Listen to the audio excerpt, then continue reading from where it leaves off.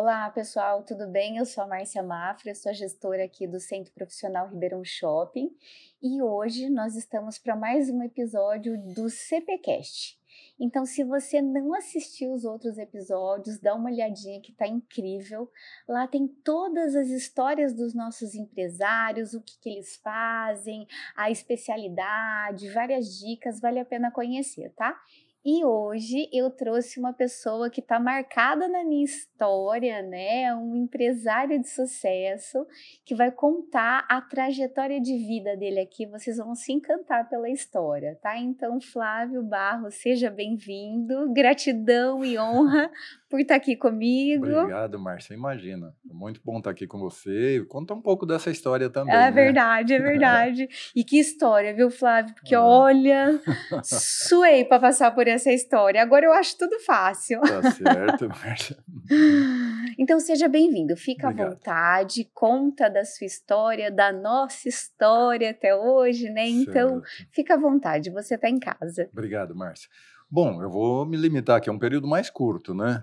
Outro dia eu vi um vídeo do Henrique Breda no YouTube, que ele foi fazer uma pesquisa e falou, bom, fui fazer minha pesquisa, voltei lá em Abel Caim, então é muita história para contar, então não chega a tanto assim, mas vamos colocar uma história mais recente, né?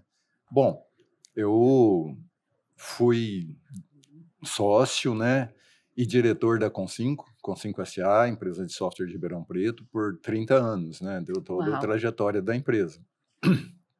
E ao longo dessa história, nós saímos de uma equipe aí, inicialmente de 6, 8 funcionários, e chegamos a quase 500 no final dessa história, que daqui a pouco eu chego lá, né. Então esse foi um processo, assim, de muita construção, de muito aprendizado. Se você começar um negócio tão pequeno e vê-lo crescer é também muito realizador, né. Foi uma história, complexa, né, grande, porque o mercado de TI é um mercado muito competitivo, e você começar com uma empresa no interior, em Ribeirão Preto, né, eh, lá nos anos de 1990, assim, a coisa e construir uma história, não é uma coisa fácil, porém, assim, também não é tão difícil assim, não é impossível. Como a gente estava conversando aqui antes, né, a gente tem que ter um propósito, tem que persistir nesse propósito e chegar nessa história, né. E aí, ao longo dessa construção dessa história, chegou um momento que nós transformamos a empresa em SA, realizamos um processo junto ao BNDES, um processo de atualização tecnológica e de um novo posicionamento no mercado, e adquirimos uma sede própria lá no edifício Trio, que foi daí que a nossa é história começou a se cruzar, né, Marcia? verdade. Lá no Trio. E ali nós montamos uma sede, né, com um espaço relativamente grande, nós com 22 salas ali do Trio, e ali levamos essa história até o final dela, que foi quando realizamos uma transação de M&A com a venda da totalidade das ações dessa empresa que foi a Concinco, né. Então essa é, vamos dizer assim, a primeira parte dessa história, né, que terminou, isso aconteceu no final de 2019, né, o contrato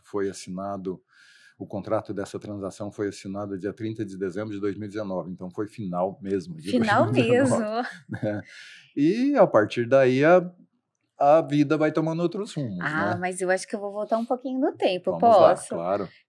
Flávio, quando você iniciou o processo da Concinco, né? Eu acho que é relevante, porque hoje tem muitos empresários que nos assistem, nos acompanha, e às vezes a empresa está pequena Uhum. mesmo, com o sonho só do proprietário, e talvez ele não se imagina chegar no nível que vocês chegaram, né? Então, no começo, faz um retrocesso. O que que você pensava naquele início? Tá. É bom destacar, Márcia, assim, eu não fui o fundador da Concinco, certo? Uhum, Eu comecei na Concinco na condição de funcionário, aham. tá? E antes até, eu trabalhei numa empresa que usava o software da Concinco, eu era Ah, gerente de você era o TI, usuário. eu era usuário do Hum, software de TI nessa empresa, que era um grupo empresarial naquela época grande aqui em Ribeirão Preto, que era o grupo Luvasa, eles tinham concessionárias de conheço. automóveis, tinham vários negócios. E eu comecei lá como usuário dos sistemas da Concinco. Depois disso, eu fui convidado, eu mesmo me propus a terceirizar, porque não fazia sentido ter uma equipe própria, Entendi. me propus terceirizar, e entrei na empresa como funcionário. Com o tempo, logo eu me tornei sócio, fui aumentando minha participação, enfim, né? Mas assim, ao longo dessa jornada, nós passamos por algumas decisões complexas, né? Então, assim, decisão de mudança de mercado, decisão de crescimento da empresa, né? E uma coisa que é comum, era comum e ainda é nas empresas de TI, você precisa de talentos e tem pouco recurso para pagar. Então você faz o quê? Você cede uma participação Entendi. para esses talentos, né? A história da Consim se construiu um pouco dessa forma e a partir dali a gente foi crescendo, desenvolvendo o negócio dentro desses princípios, até que a Consim foi fundada em 1990. Até que em 2004 a gente deu uma guinada grande, que foi quando nós, na verdade, essa guinada começou em 1998, que foi quando nós começamos a desenvolver um novo produto para o segmento do varejo alimentar, né? Que é os supermercados, passou a ser o principal foco da Concinco a partir de 2004, né? Para chegar nessa ideia, né, de seguir nessa decisão, vocês estudaram o mercado, alguém trouxe essa ideia, você atendeu uma necessidade de alguém, para vocês porque foi um fator determinante para o Muito tamanho da determinante, empresa, né? muito determinante. Sim, Márcia, aconteceu assim, uma pessoa que também era gerente de TI, o Silvio, era gerente de TI de um grupo que tinha rede de supermercado e atacado distribuidor, que precisava fazer uma atualização tecnológica na época. Aí ele nos procurou, falou: olha, o pessoal está procurando um software para esse setor, que esteja em tecnologia atualizada, não tem esse software no mercado ainda, e propôs uma sociedade aí para construirmos esse software, né? Isso foi financiado, digamos assim, por 3 grupos empresariais do segmento de varejo alimentar e atacar distribuição, Ai, que né. ótimo. Então, assim, a gente começou o projeto com 3 financiadores, mais alguns sócios que entraram, né, junto aí para trazer o know-how desse segmento, que nós atuávamos até então com concessionárias de Sim. automóveis, né. Uhum. Esse pessoal trouxe esse know-how, trouxe esses agentes financiadores, e em um prazo de 2 anos, que foi um baita de um desafio para fazer um produto em 2 anos, né. Eh Bem desafiador. muito, muito, muito. Aí nós realizamos este software, começamos a implantar nesse grupo, nesses 3 grupos, Sim. né, que eu acho assim, foi um fator muitíssimo importante, porque você lançar um produto qualquer novo, principalmente na área de software, você precisa ter um referencial, você precisa ter alguém já utilizando Utilizando. aquilo e que te Validando aquele validando e produto, te né? credenciando, falou: Sim. "Não, ó, fulano, você tem esse segmento, esse produto aqui é bom, esse software aqui é bom", né. Então, esse software chegou no mercado no ano 2000, com a implantação nesses 3 grupos, e a Sim. partir daí nós começamos a desenvolver para novos clientes dentro desse grupo, né, a partir de 2000. Nesses 4 anos, esse negócio começou a crescer, até 2004, começou a crescer mais que o negócio anterior. E aí vem uma decisão dificílima, né, que é você abrir mão de um segmento que você atua e que na época era 60% do faturamento da empresa. Uau! E o outro negócio novo era 40. Então, assim, o enxergar esses horizontes de mercado é uma aposta muito séria, concorda? Assim, porque Concordo. você vai falar: "Poxa, eu vou abrir mão de 60% do meu faturamento em prol de outro 40".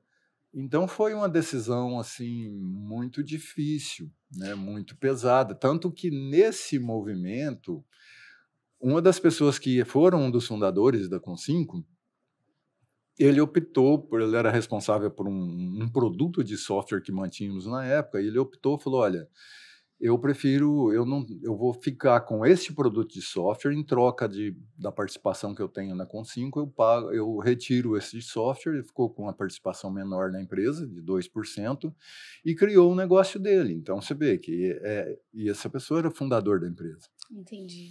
E assim, foi uma decisão que se mostrou muito acertada. Só que na hora que você tem que tomar a decisão, Não é tão você não tem como simples. saber disso, né? Então, eu queria ressaltar, porque assim, ó, a maioria dos empresários tem muito medo de arriscar.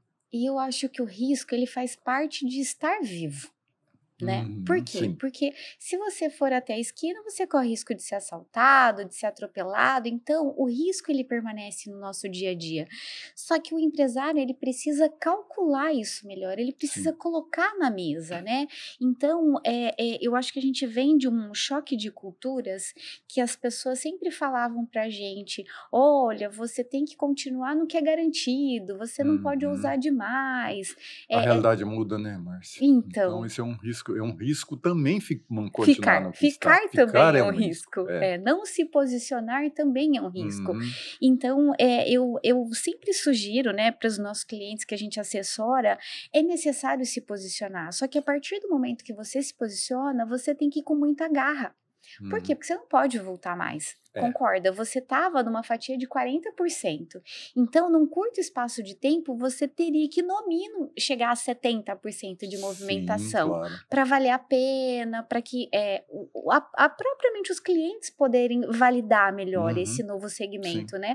Só que eu acredito que é muito da cabeça, você não acha, Flávio? é, Porque como os riscos eles estão no percurso, é importante que o empresário pense diferente, que o empresário também se entregue ao que está vindo de tecnologia, né? Que a gente estava falando sim. de inteligência artificial e às vezes o pessoal recrimina, nossa, mas você faz comunicado usando o chat, né? Que vergonha, tá deixando de ser inteligente. Não, eu tô sendo mais rápida, né? Porque eu É, posso atender mais clientes com mais qualidade, mais profissionalismo. sim. E então esse choque cultural, como é que você enxerga isso? Porque agora você está num novo segmento. Uhum. Então, você já passou por essa fase precocemente, né? Eu Uhum. acredito, porque acho que nessa época que vocês tomaram a decisão era muito mais rígido, né? Sim. Essa O mercado era movimentação muito diferente de hoje, né? é muito diferente. Como é que você enxerga isso lá atrás? Então, Márcio, você é mestre em administração, né? E naquela Isso. época lá, a gente usava como referência de administração Peter Drucker, que é de Sim, fato uma referência, sim, é uma né? referência na E ele tinha uma administração. frase dele que eu usava sempre, que falava assim, que ele diz assim: existem riscos que você não pode correr, e existem riscos que você não pode deixar de correr, né? Exato. O difícil é saber diferenciar um do outro, concorda? Sim, sim, concordo. Então, assim, é uma decisão que envolve um risco e dá muito frio na barriga da gente tomar essas decisões mesmo, né? Mas, assim, assumir risco é uma atividade inerente ao meio empresarial. O empresário que não quer correr risco, ele não deveria estar sendo um empresário, é um Ele precisa empreendedor, ir pelo para menos, né? CLT. Porque existem outras coisas, pô, vai ser CLT, que você tem garantias e tudo mais, né? É. Então, correr risco é inerente à atividade empresarial. Como eu disse, definir qual risco você aceita é uma decisão muito difícil. E às vezes você precisa de um pouquinho de sorte também, quer queira, quer não, né? Você precisa de um pouco de sorte, como eu preciso hoje no meu negócio, né? É. Não Então, acredito muito na sorte, é, eu acredito que mas às vezes assim é uma convergência de fatores que te favorecem de sim, alguma forma ali, sim, né? sim, sim, sim. Então, por exemplo, o que nos favoreceu na época foi assim que aquele insight que veio inicial lá em 98 para fazer um produto que ainda não tinha no mercado, se confirmou, né? Porque teve um certo pioneirismo de competir às vezes com softwares que eram importados Sim, e aí você precisa ter muita garra e competência para conquistar seu espaço ali, né? Aí não é sorte, né? é. Até aí não é Com sorte. muita dedicação. E aí, a partir daí, você ter essa firmeza de propósito de persistir, mas não aquela persistência que a gente falou no início da conversa, de às vezes você ficar agarrado demais numa coisa e não querer abrir mão dela, e às vezes você perde oportunidades interessantes com aquilo, né? Sim. Agindo assim. Então, isso permeou muito a nossa decisão naquele momento, né? Foi um fator muito decisivo. Como eu falei, houve até mudança na composição societária,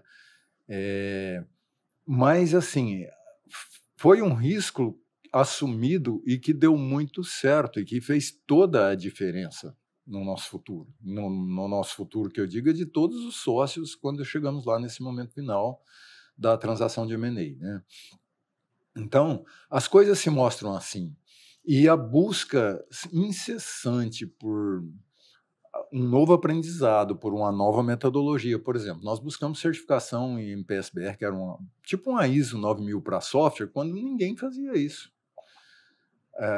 Então você era o louco do período. Mais ou menos, né? A gente buscou aquilo assim. Por quê? Qual que era a iniciativa ali? Deixar de produzir esse software de uma maneira muito empírica, muito artesanal e tentar processualizar essa produção de software. Esse era o propósito desse programa do MPSBR, né? Entendi. Então a gente foi, conquistou certificação, subiu de níveis dentro do MPSBR, falou, bom, agora tá legal. E crescer dói? Ah, dói, né? Dói. Opa, até como ser humano, né? Deixar de ser criança para ser adulto não Não é é fácil, não é não. fácil.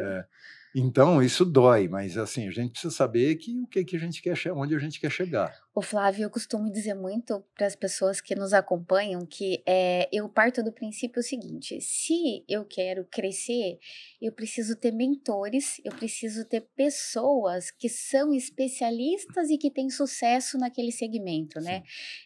Quando eu precisei colocar minha cabeça no lugar como empresária, que eu não tinha referência, né? Quando a nossa empresa começou a crescer, e aí eu precisava ser mãe, ser empresária, ser mulher, ser filha, né?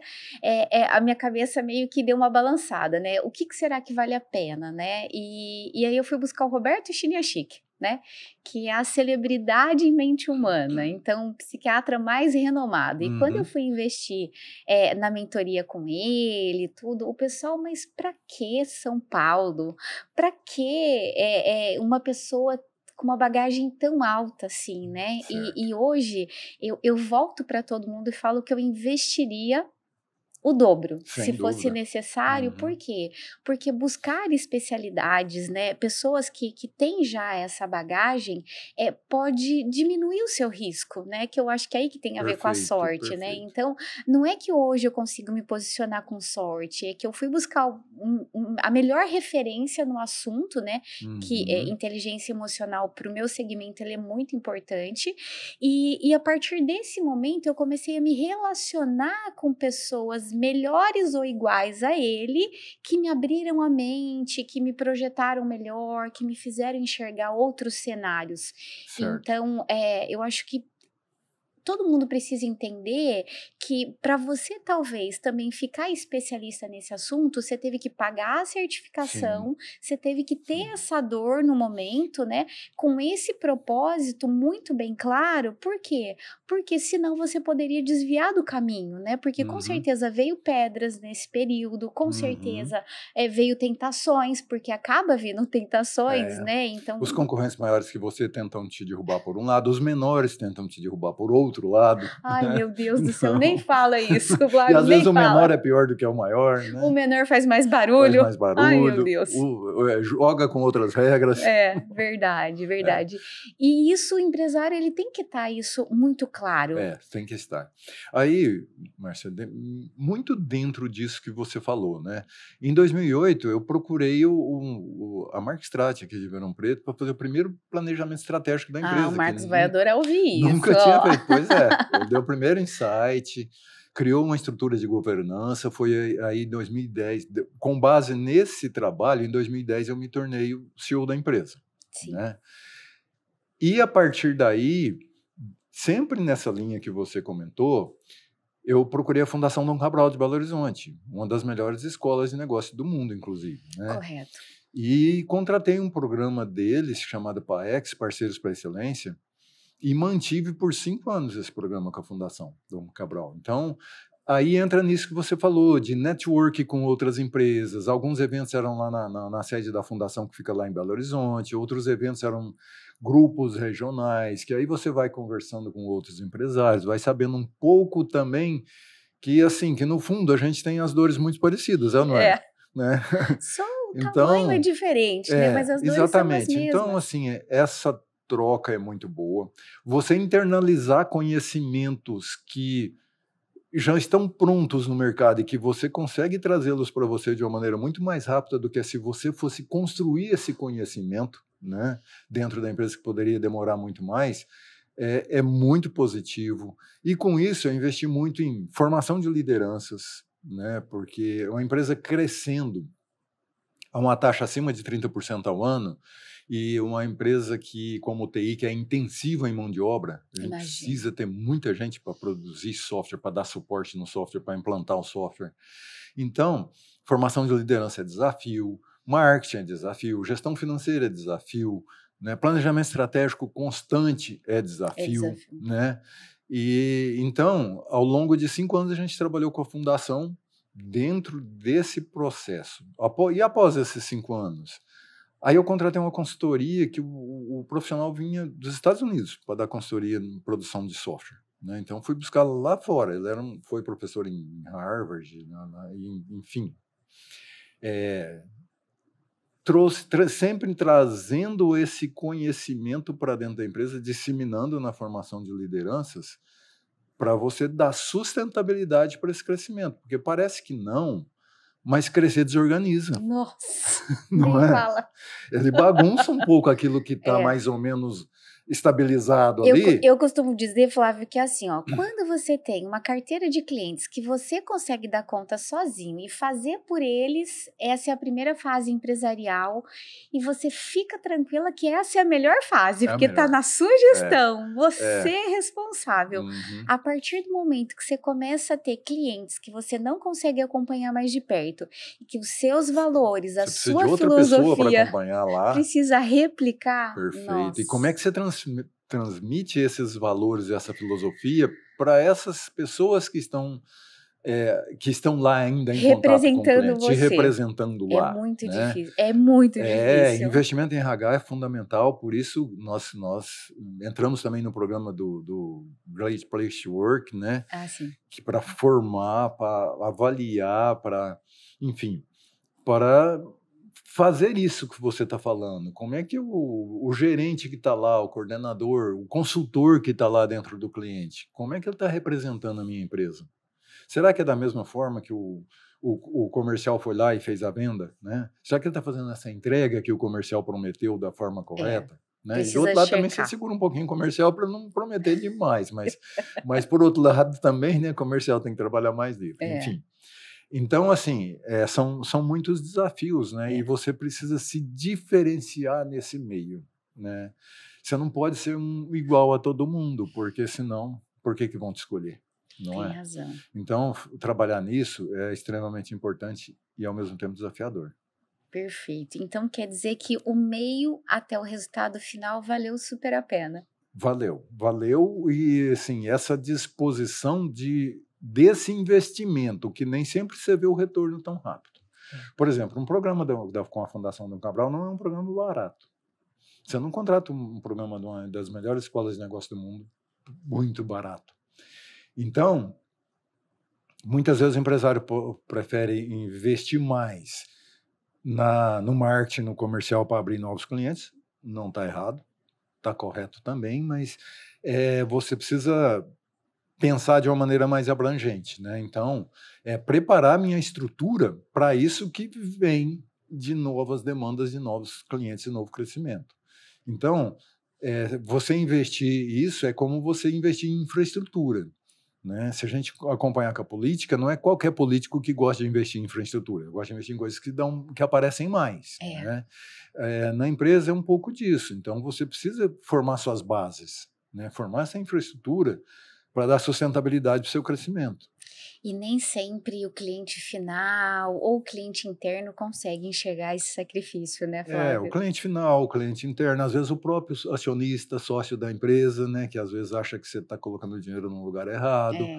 Então, assim, por isso que é bastante desafiador, né? Você acredita que essa angústia, né, do investimento pequeno, tem que ser rápido, no curto prazo, não tem a ver com a cultura do Brasil? Você falou que você tem filhos fora, né? Sim. E você acredita que a cultura do Brasil ela possa influenciar nessa ânsia rápida de ter tudo pronto e imediato? Eu acredito que sim, Márcia. Assim, nós somos mais imediatistas, né? A gente quer as coisas de uma maneira mais rápida e muitas vezes de uma maneira mais fácil também, né? Eu acho que a gente no exterior você tem uma visão um pouco diferente, mas assim eu também percebo que é um pouco geracional. Sabe, as gerações mais novas, eu estou falando de filhos, meus filhos, por exemplo, têm 30 anos de diferença para mim, neles mesmo eu percebo essa visão, assim, né? O pessoal já foi criado num outro ambiente, um ambiente de uma tecnologia muito disponível, onde você quer uma informação, você busca, a gente estava falando da inteligência artificial que você coloca lá, melhor esse texto, ele te dá um texto muito rápido, melhor. Então, há um processo cultural, sim, mas também parece que há uma coisa geracional que vai acelerando um pouquinho esse ritmo também, né? Então, eh, eu enfrentei muito essa questão do cultural, né? Eu acho que muitos empresários da minha época enfrentaram muito isso. Mas, por exemplo, eu fiz investimentos fortes aqui, porque a mão de obra em TI é uma mão de obra escassa, É. né? Não tem desemprego em TI. Hum. Praticamente, você pode ver que não tem. E você crescendo, você precisa contratar. Então, outro setor que eu investia muito é nessa formação de pessoal, né? Criar curso, pagar uma bolsa para a pessoa ir lá Se frequentar o capacitar. curso, se capacitar para que depois você possa contratar. Isso não é uma visão imediatista. Não. A visão imediatista é você ir lá, contrata quem está trabalhando na empresa concorrente, paga um salário a mais e traz ele para você, né? É. Então, a gente também precisa calibrar isso, né? Existem outras coisas que não pode esperar muito por outro lado. Então, a gente precisa enxergar isso e dar uma dimensão adequada para uma importância adequada. O que que você faz com um pouco mais de longo prazo e o que você faz no imediato, né? Quando chegou a hora, da venda, né, da decisão da venda, como é que foi dentro do coração? Porque são 30 Ah, anos de é, história, né, é, então, eu comparo muito assim, deixar um filho ir para o mundo, talvez um divórcio, é, né, é, a perda de um familiar, porque tem toda uma história que foi criada em cima disso, né, Flávio. Como tem. é que foi para você? Bom, Márcia, aí assim, para mim, eu comecei um pouco antes dessa fase aí que estava já com a Fundação Dom Cabral, ainda assim, né? Eu enxergava no futuro que aí não é só eu, né? Isso envolveria os acionistas, que nós chegaríamos a um momento que nós encontraríamos uma encruzilhada que teríamos que decidir qual caminho a gente iria seguir.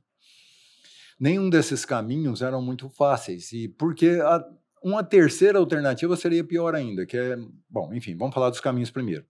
Ou iríamos, a empresa como um todo, por um caminho onde a gente iria dar possibilidade de negociar com fundo de investimento que trouxesse capital, trouxesse network, trouxesse modelo de gestão para a empresa e que nos possibilitasse continuar crescendo, porque a tecnologia ela é muito rápida, ela É, demanda muita atualização e muito imagino. investimento, muito capital para fazer isso. E nós chegamos num momento de uma nova atualização tecnológica. Aquela que nos deu oportunidade lá atrás Já estava ficando estava se obsoleto. tornando uma ameaça. Aquilo que foi oportunidade está se tornando ameaça, né? Que o empresário tem que ficar atento com isso Tem que também, ficar né, atento Flávio, também. porque não É, é sólido, né. Ter isso. uma empresa, às vezes a pessoa tem posse, né, e acha que é importante, se consolidar cada dia mais. Pelo Sim, contrário, né, você tem que se desprender cada dia mais para ver isso, como é que você vai isso. seguir. E aí eu ou iria seguir por esse caminho, ou iria seguir pelo segundo caminho, que seria a venda. O pior, que eu falei que é a terceira, que nem vale a pena considerar, é continuar como estava, né? Porque, Ia ser é, engolido pelo mercado, né. exato, a sua curva de crescimento vai chegando Depreciando num ponto que as gradativo. suas pernas ficam pequenas para você continuar subindo, né? Você não dá mais conta de subir pelas próprias pernas. Sim. Então, você precisa dar um outro passo. Então, como eu fui já tinha esse pensamento antes, eu fui trabalhando com essa ideia e já mais ou menos esperando qual que seria a decisão lá no final, isso tornou a coisa um pouco mais suave. Não quer dizer que tornou suave, né? Porque, como você falou, é um projeto de 30 anos. Ali eu me fiz profissionalmente, né? Enfim, Mas assim, é preciso você entender também que é um negócio, né? E que chega um momento, como eu falei, que talvez ele se torna muito pesado para você tocá-lo daquela forma, né? E aí o melhor que você faz, se tiver uma oportunidade, como nós tivemos, uma boa oportunidade para fazer essa venda, o melhor é fazer, né? Por mais que isso doa, o melhor é fazer. Fazer, pronto, fez, Faz, né? acaba, começa de novo, ou não, Começa de ou não. novo. Vamos ver, vamos ver. É. E aí você concretizou o êxito dessa operação toda, e a hora que você olhou para trás, você falou, valeu a pena ou não valeu a pena? Márcia, eu acho que valeu a pena. Valeu a pena porque foi a empresa, mas fica a história, não é Muita verdade? história, muito aprendizado. Muito aprendizado que isso você leva pela sua vida, né? Foi a empresa, assim, a gente lamenta porque de todas as relações que você construiu dentro dessa empresa, seja com funcionário, seja com cliente, seja tudo isso, a gente lamenta. Eu tinha uma relação muito boa com os funcionários, né? E com clientes também, óbvio. Mas, assim, é um ponto de passagem. No segmento que a gente atuava, isso era e ainda é atividades comuns. É uma rede de supermercado que às vezes compra outra rede, que se funde com outra rede. Então, assim, eh, deixa uma marca, porque isso foi uma história Uma história linda. de vida aí, né? Mas também deixa uma realização, né? De você ter conseguido chegar naquele ponto e realizar um bom negócio antes que esse negócio pudesse entrar no declínio lá da curva. Da curva. E conta agora da história nova, né? Então você fechou uma história e eu sei que agora você abriu outra. Eu não tô É, por dentro de toda a história nova, então detalha pra gente. bom, vamos lá. Bom, aí quando fez a transação de venda da empresa, né, eu não quis ficar, porque não fazia sentido, e saí de imediato, né.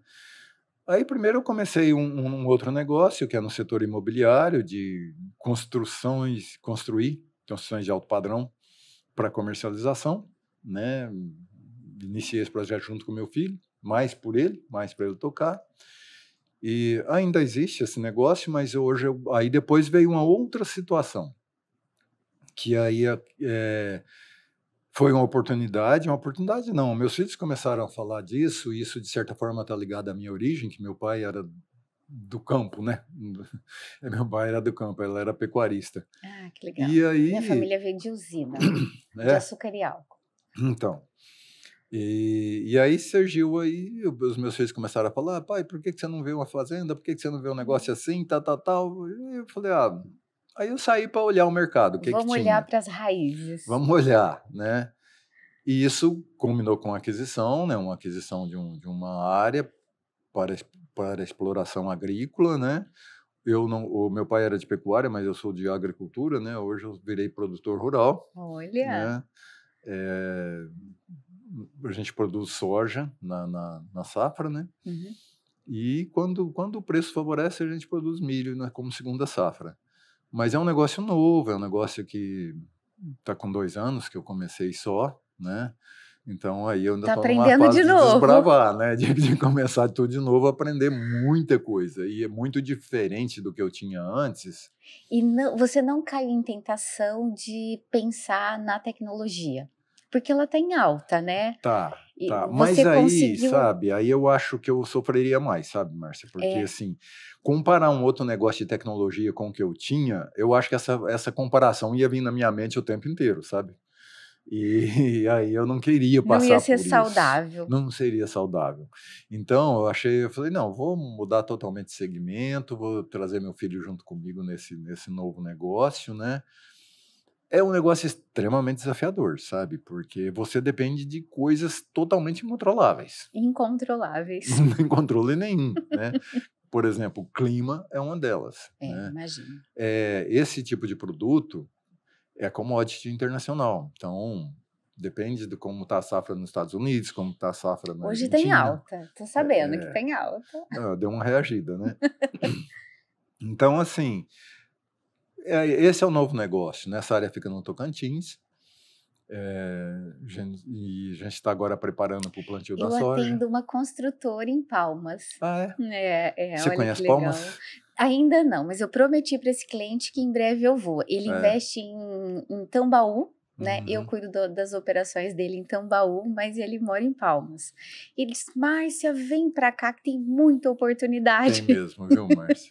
Eu falo: olha, você não me coloca em tentação, não, que eu preciso consolidar o meu em Ribeirão, né? Palmas é uma cidade de 30 anos, né? Mas foi uma cidade que foi planejada, foi É, construída para ser diz que é capital do incrível, né? estado.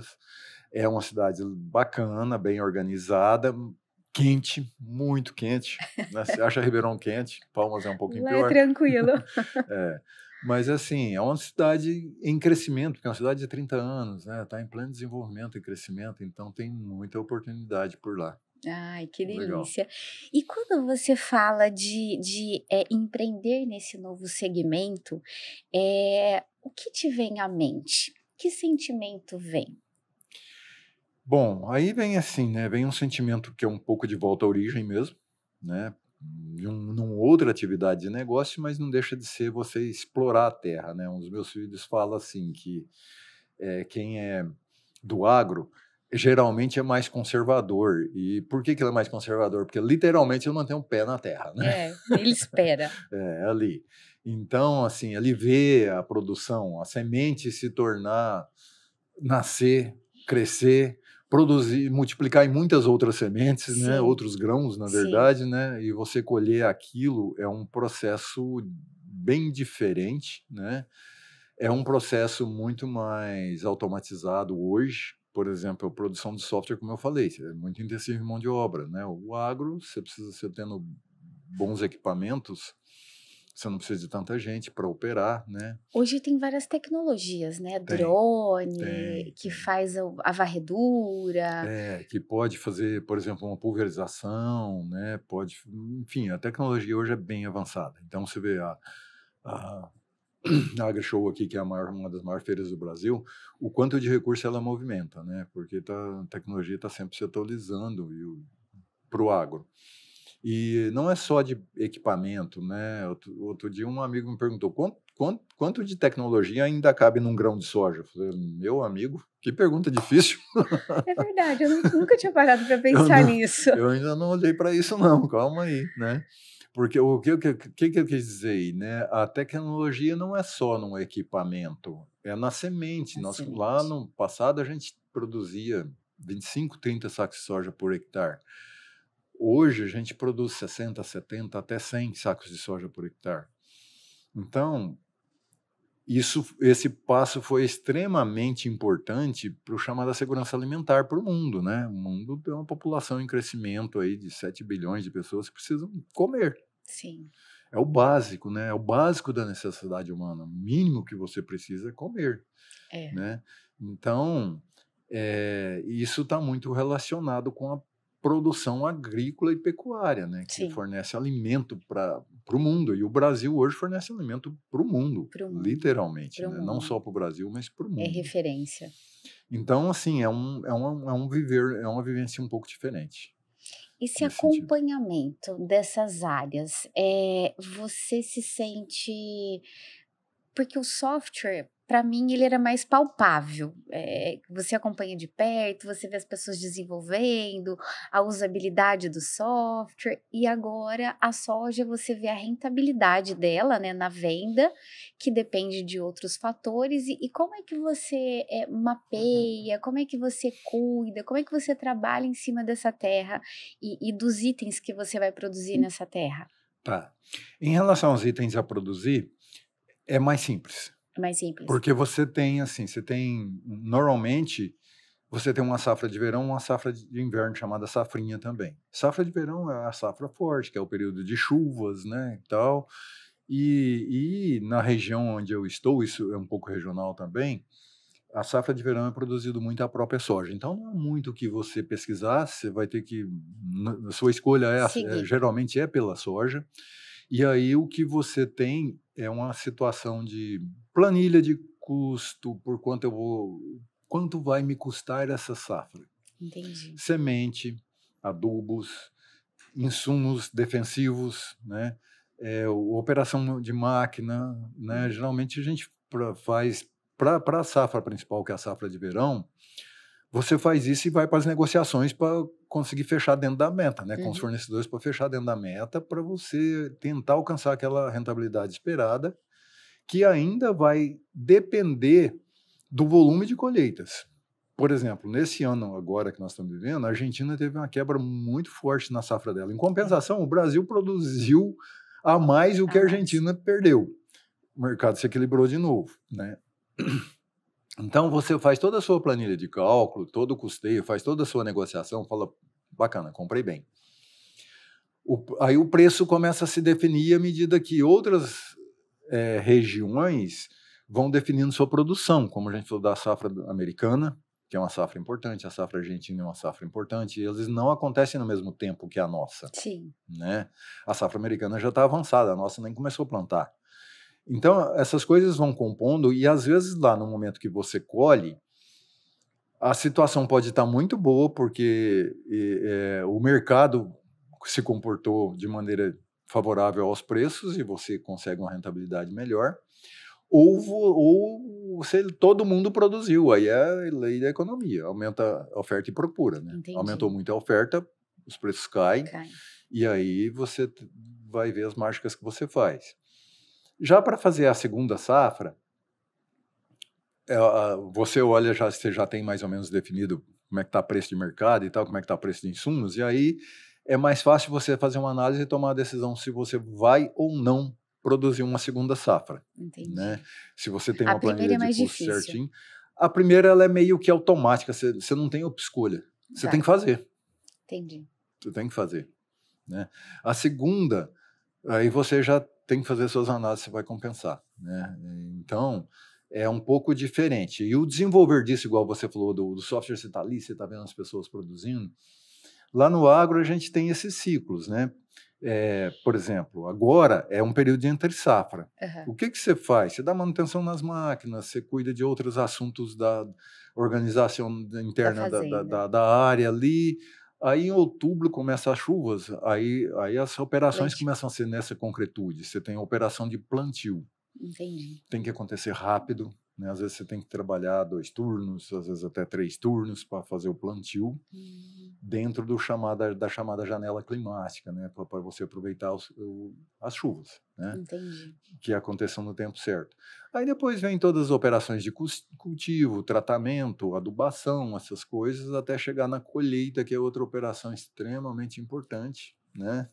Que é você colher, já ter ou não vendido isso, e principalmente entregar, né? Porque o Brasil tem problemas logísticos muito sérios. Terrível. Né? Isso a gente já sabe, né? E então, às vezes você tem muita dificuldade, você fez, você produziu, você colheu bem, você vendeu bem, mas não tem como. Porém, a logística complica. A logística complica. Então, são coisas diferentes, viu, Márcia? Agora, falando escolha pessoal, né? Lazer.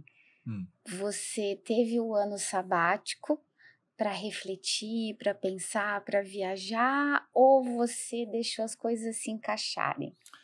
Esse ano que seria o ano sabático foi o ano da pandemia, Márcia. Foi obrigatório, Foi né? obrigatório. Não teve escolha. Teve que ficar quieto, não teve alternativa, sabe? Eu Então, entendo. foi isso que aconteceu, sabe? E aí, assim, de lazer, assim, viajar é uma coisa gostosa, né? Comentamos aqui antes de começar a gravação, né? Semana que vem tem uma viagem gostosa para fazer. Delícia. Né? Eu tenho um filho morando no Canadá, que uma vez por ano também com meus netos lá, tenho uma visita obrigatória. Mas assim, viajar é um dos meus principais prazeres e lazeres, sabe? Muito gostoso. Sei, eu trabalho em função disso. Eu penso assim, a gente sempre fala na Lívia, né, que a gente quer proporcionar experiências incríveis, que ela possa se alimentar de coisas diferentes, tanto de alimento quanto de convivência, né? A gente até acha engraçado que quando tem um guia, ela sempre quer conversar com o guia. Então, ele falando português, espanhol, inglês, ela tenta se comunicar com o guia, né? Ela vira um mascotinho da turma. E para a gente, também como empresa, né, que nós estamos no percurso do crescimento, a gente se permite experimentar novas culturas propositalmente para voltar à questão da humildade, né? De Sim. ter que aprender a se locomover, Uhum. de ter que aprender a falar, de experimentar mesmo com medo, né? De se É. projetar financeiramente para não entrar em caos, para planejar os funcionários para que nos acolham no momento que a gente está fora, né? A volta às vezes é um pouco tumultuada, porque a ansiedade que É. todo mundo quer falar ao mesmo tempo, né? Então, para nós também é uma escolha muito relevante a viagem que nos permite ter essa nova visão, né? É. E entender que a vida é uma passagem, né? Então, Uhum. a gente precisa curtir bem essa passagem para não se arrepender lá na frente, né? É isso mesmo, Márcia. E assim, e hoje, assim, em termos de momento que eu vivo, né, eu já tenho meus netos, né? Tenho 3, Que delícia. né? Tenho 2, um casal de netos que são canadenses, né? Nascidos lá, cidadãos canadenses, né? Olha, E tenho uma netinha aqui. Então, assim, equilibrar as atividades que você tem decorrência da sua atividade profissional com esses momentos que você está citando da sua filha, de observar o crescimento dela, de oferecer a ela novas experiências que eu já vivo numa outra etapa, né, na etapa de avô, avô, melhor. é melhor, é melhor. Então, assim, mas é muito gratificante, né? Você, porque eu falo assim, a experiência talvez sua. Quando meus filhos eram pequenos, da idade da sua filha, eu estava construindo a minha carreira, estava construindo uma história na empresa nesse momento que a gente contou uma parte aqui. Então, realmente você tem que ter muito cuidado para administrar isso, porque as suas demandas profissionais são muito grandes, Sim, né? sim. Quando você está nesse momento avô, geralmente você já passou por essa fase mais complicada, aí você já está numa situação um pouco mais tranquila para você olhar isso e vivenciar essa experiência assim com muito mais proximidade, né? Com muito mais carinho, muito mais proximidade das crianças, ver as crianças desenvolver é uma coisa maravilhosa. Eu até fui convidada para participar da elaboração de um livro como coautora. O livro chama Quais de Mim Você Procura, né? Hum, E é para incentivar as mulheres, né? Que ela entenda e estude a história de vida de outras mulheres, para perceber que assim você tem que focar no resultado? Tem. Todo mundo uhum, precisa ter um uhum, sonho, um desejo, ter ambição, mas precisa ser com muita cautela e muito equilíbrio, né? E eu sim, acho que hoje as pessoas estão perdendo um pouco essa mão, né? Porque a é, tecnologia facilita, põe o celular na mão da é, criança, é, deixa é, ela fazer sozinha, ela já gosta de exatamente, fazer sozinho, só que tem parâmetros que é só dentro da cultura familiar que você implanta, com né? certeza, Na criança. com certeza. Então, eu queria muito ser mãe, né? E quando eu tive essa oportunidade, eu realmente entrei em caos, porque eu queria ser a melhor mãe, a melhor empresária, a melhor esposa, a melhor filha, a melhor amiga. Nossa, que E isso desafio. então, É, mas isso é surreal, né? uhum, É querer se comparar com uma Mulher Maravilha, né? E a uhum, gente não precisa ser o melhor em tudo, o que a gente precisa é ter equilíbrio em tudo para conseguir perceber que o processo ele é muito mais importante do que o resultado final. Eu acho sim. que na minha história, quando eu conto dentro desse livro, eu tento sempre mostrar que você pode ser tudo, mas não precisa de perfeição, Com né? que intensidade, né? Para quê? É, Para que toda essa exato. intensidade? E aí, quanto mais você se dedicar nessa diversidade dos pilares da vida, mais chances de você chegar ao final com sucesso, com tranquilidade, com equilíbrio, com saúde, né? Sim. Então, esse é meu É, foco de vida. o equilíbrio é fundamental, né, Márcia? Buscar esse equilíbrio é fundamental, seja na gestão do negócio, na vida íntegra que você pode levar, e o íntegro que eu digo aqui é no sentido da Da integralidade da vida, da totalidade, né? totalidade É, dela, né? Do aspecto familiar, como os vários papéis que você falou que a mulher enfrenta no âmbito profissional. Saber buscar um equilíbrio nisso é, também é um desafio muito é. grande, né? É muita inteligência emocional. É muita inteligência, exatamente. Parabéns pelo seu crescimento também. Continuamos na busca, né? Não É, para por aí. é. Ô, Flávia, gente, infelizmente, está chegando ao fim. Você viu que delícia que foi o Pois é. bate-papo? Foi super rápido. Quer deixar uma mensagem, uma recomendação para as pessoas que estão nos assistindo? Olha, Márcia, acho que a principal mensagem é essa, né? Assim, se você tem um negócio, seja em que fase esteja esse negócio, quanto mais você puder ampliar a sua visão, quanto mais você poder conseguir enxergar os vários aspectos desse negócio e dessas interações que nós falamos agora aqui por último, né, de outros aspectos para levar isso nessa integralidade, tanto melhor, né? E saber que assumir risco é parte do negócio, saber dimensionar bem os riscos que você quer assumir é um desafio, né? Mas enquanto negócio é isso. E enquanto vida familiar, vida social, não esqueça esse lado também não, porque senão você não vai conseguir essa amplitude das coisas que você vai conseguir alcançar. E para quem está hoje empreendendo, seja em qualquer momento que esteja, muito sucesso, né? Porque merece. Merece porque a Merece. gente trabalha muito, né? Verdade, É, verdade. E eu que queria agradecer muito, né? Você faz parte da história da Mafra, você faz parte da minha história, né? Foi muito relevante o seu apoio, a sua posição, a forma de condução com a sua equipe para a gente deixar o trio na melhor forma possível, né? Porque foi vários braços, uhum, foi assim, valores, né? Que nós implantamos lá de uma forma muito coletiva, é muito unida, né? Eu acho que uhum. para mim eu aprendi muito com vocês, né?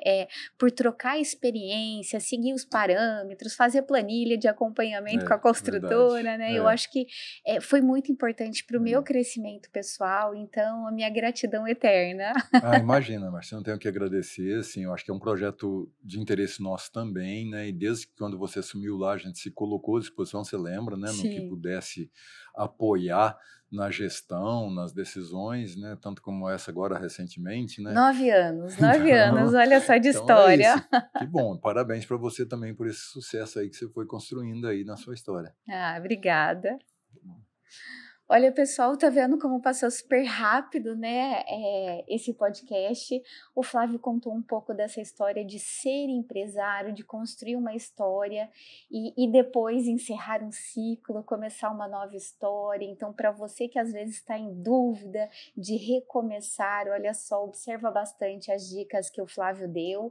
Enfim, foi uma delícia. Obrigada por estar conosco. Espero que vocês se inscrevam, que vocês comentem, compartilhem. Foi um prazer estar aqui com vocês. Obrigada.